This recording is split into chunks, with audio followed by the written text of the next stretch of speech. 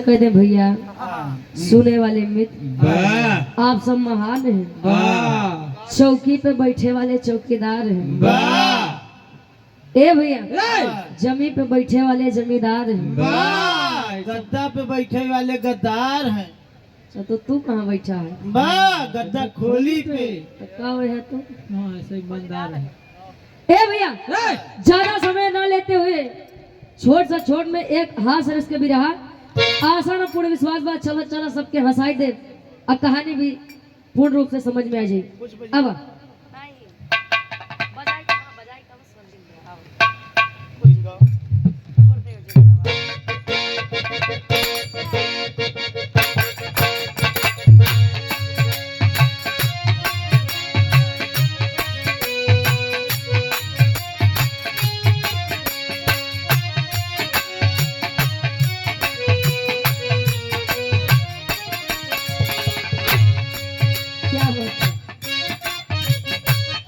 लड़की कहे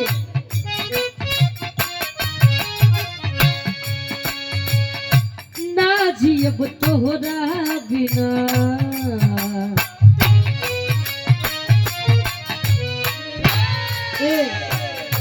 नहीं जियब तोहरा बिना अजुए बुझाइबा, ना जियब तोहरा बिना अजुए बुझाइबा,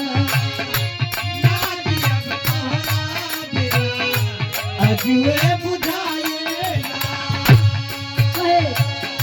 सोची सोची बात हमर रोगन बनाइल बा, सोची सोची बात हमर रोगन बनाइल बा, सोची सोची बात हमर रोगन बनाइल बा, सोची सोची बात हमर रोगन बनाइल बा, ना जीव तोहरा बिना अजुए बुझाइल बा, ना जीव तोहरा बिना।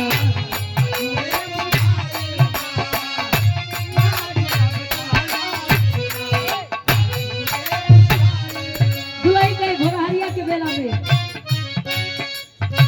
कहे, क्या बात है छोड़ा छोड़ा कहलैया सैया,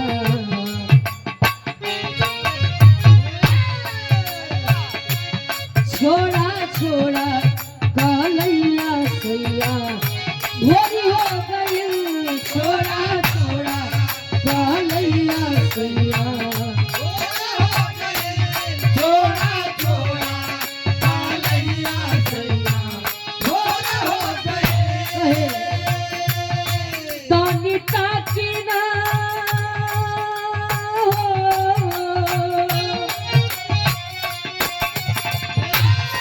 तानी ताकी ना आनंदवा अजोरी हो गई छोड़ा छोड़ा कालैया सैया, भोरी हो गई छोड़ा छोड़ा।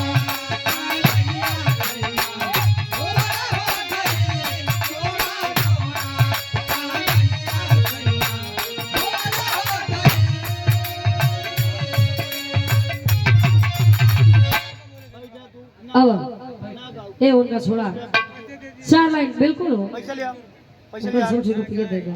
पैसा पकड़ो, तुम्हारा भागो यहाँ से, पैसा लिया। ए भैया सब आदमी सुनेगा ना यहाँ पर।